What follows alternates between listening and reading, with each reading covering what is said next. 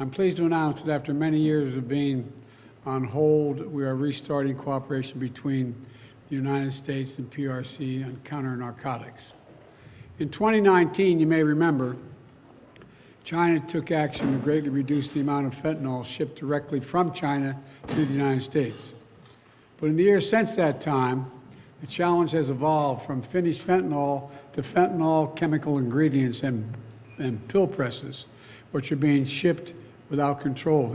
So today, with this new understanding, we're taking action to significantly reduce the flow of precursor chemicals and pill presses from China to the Western Hemisphere.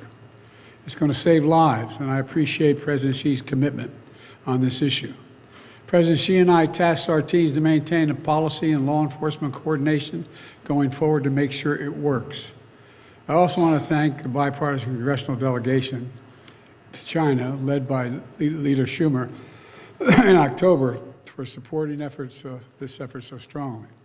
Secondly, and this is critically important, we're reassuming military-to-military contacts, direct contacts. As a lot of you press know who follow this, that's been cut off, and it's been very worrisome. That's how accidents happen, misunderstandings. So we're back to direct, open, clear, direct communications. And thirdly, we're going to get our experts together to discuss risk and safety issues associated with artificial intelligence. As many of you who travel with me around the world, almost everywhere I go, every major leader wants to talk about the impact of artificial intelligence. These are tangible steps in the right direction to determine what's useful and what's not useful, what's dangerous and what's acceptable. Today, President Xi and I also exchanged views on a range of regional and global issues, including Russia's refusal and brutal war to stop the war and brutal war of aggression against Ukraine and conflict in Gaza. And as I always do, I raised areas where the United States has concerns about the PRC's actions, including detained and exit-banned U.S. citizens, human rights, and coercive activities in the South China Sea. We discussed all three of those things. I gave them names of individuals that we think are being held, and hopefully we can get them released as well. No agreement on that. No agreement on that. I also stressed the importance of peace and stability in the Taiwan Straits.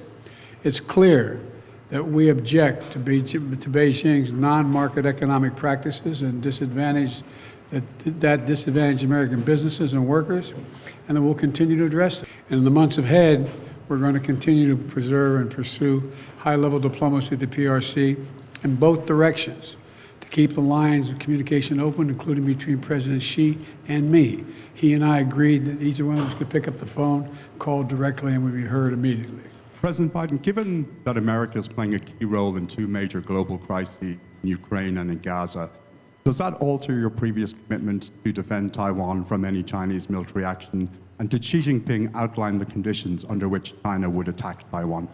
Look, I reiterated what I've said since I've become president, what every previous president of late has said, that we maintain the agreement that there is a one China policy.